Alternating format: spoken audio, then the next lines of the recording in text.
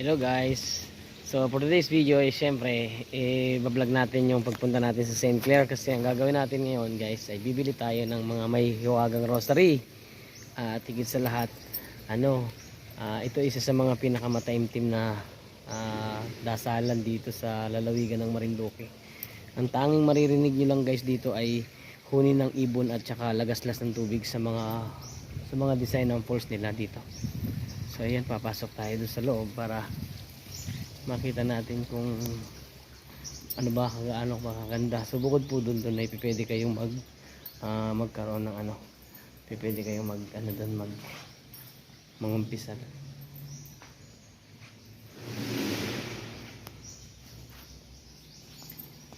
Gapay ko muna.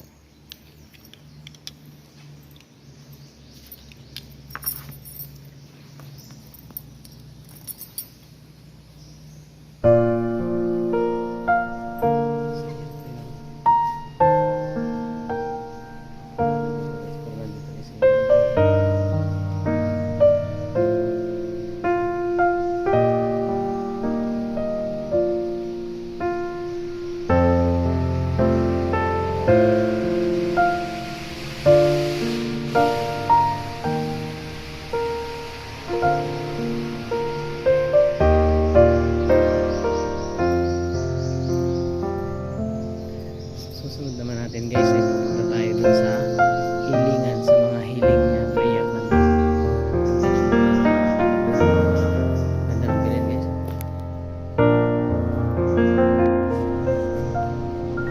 Hilingan naman ito guys ng punta tayo sa mismong hilingan ng mga tao. May hilingan na ito eh. So bibili na rin tayo ng mga may basbas na rosary.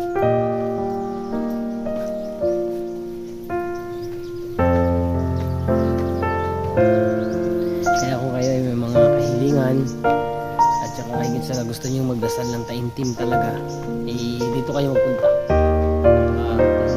Higit sa lahat maganda at yung mga kahilingan ninyo guys ay medyo napapakinggan.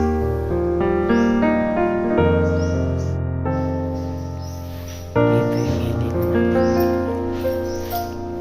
Pwede na rin tayo magsulat. Kahilingan.